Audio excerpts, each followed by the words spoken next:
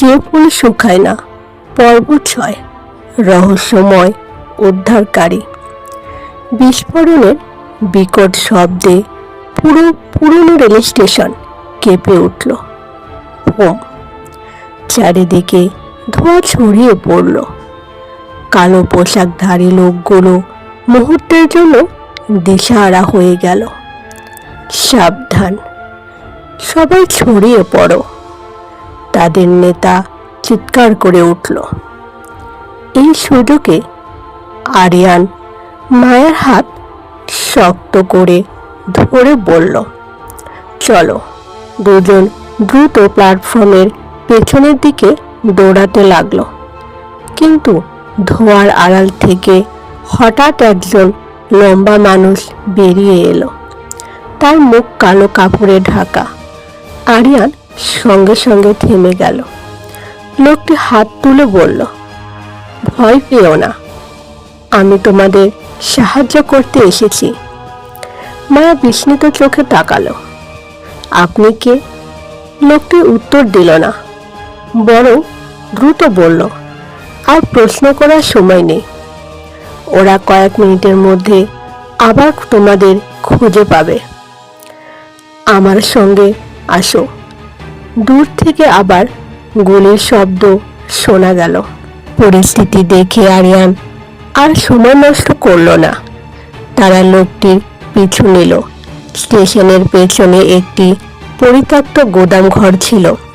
গোদামের ভেতর দিয়ে একটি সরু পথ চলে গেছে শহরের বাহিরে। অনেকক্ষণ দৌড়ানোর পর তারা একটি পুরনো বাড়িতে পৌঁছালো। সেখানে এসে লোকটি প্রথমবারের মতো মুখের কাপড় খুলল। মায়া তাকে দেখে হতবাক হয়ে গেল। আপনি? লোকটির বয়স 50-এর কাছাকাছি, চোখে ক্লান্তি, মুখে সময়ের ছাপ। আরিয়ান অবাক হয়ে বলল, আপনি তাকে চেনেন? মায়া ধীরে ধীরে মাথা নেড়ে বলল, উনি আমার বাবার বন্ধু। লোকটির নাম ছিল রাশেদ চৌধুরী। তিনি দীর্ঘশ্বাস ফেলে বললেন, তোমাদের দুজনকে এতদিন দূর থেকে নজর রেখেছি। আরিয়ান বিস্মিত হয়ে বলল, তাহলে আপনি সব জানতেন? হ্যাঁ। রাশেদ চৌধুরী টেবিলের উপর একটি পুরনো ছবি রাখলেন। ছবিতে মায়ের বাবা রাশেদ চৌধুরী এবং আরো কয়েকজন মানুষ দাঁড়িয়ে আছেন। আমরা একসঙ্গে সত্য প্রকাশের জন্য কাজ করতাম, কিন্তু আমাদের দলের মধ্যে একজন বিশ্বাসঘাতক ছিল। মায়া স্তব্ধ হয়ে গেল। বিশ্বাসঘাতক? হ্যাঁ, সেই মানুষটি সব তথ্য শত্রুদের কাছে পৌঁছে দিয়েছিল। ঘরের ভেতর নীরবতা নেমে এলো। রাশেদ চৌধুরী ধীরে ধীরে বললেন, আর সেই কারণেই তোমাদের পরিবার ধ্বংস হয়ে যায়। মায়ার চোখে জল চলে এলো। বাবার কথা মনে পড়তে তার বুকটা ভারী হয়ে উঠল। আরিয়ান পাশে বসে তার হাত ধরল। ঠিক তখনই রাশেদ চৌধুরী সেই রহস্যময় ধাতব বাক্সটির দিকে তাকালেন। এটা খুলতে হবে। মায়া বাক্সটি টেবিলের উপর রাখল।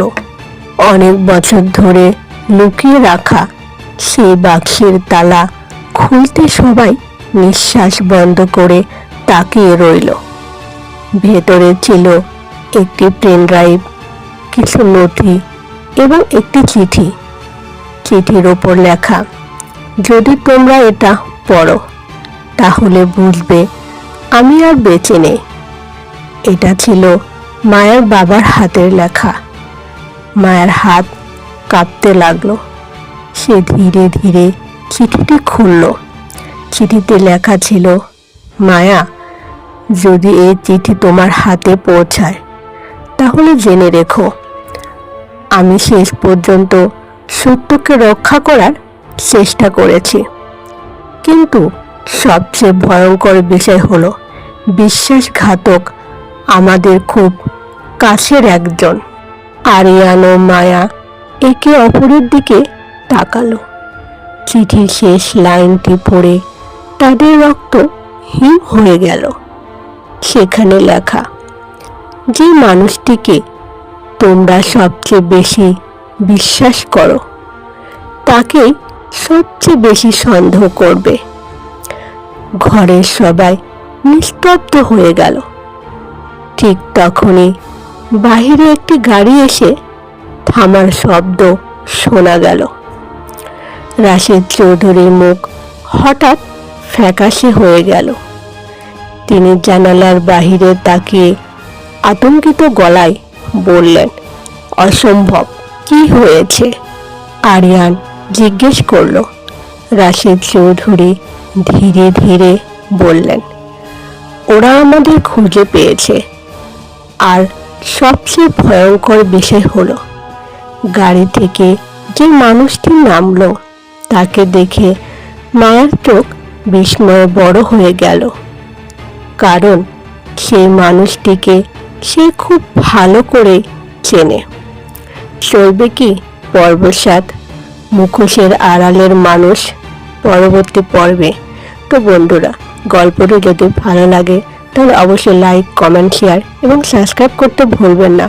পরবর্তী পর্ব জানতে আমাদের সাথেই থাকুন। সবাইকে ধন্যবাদ।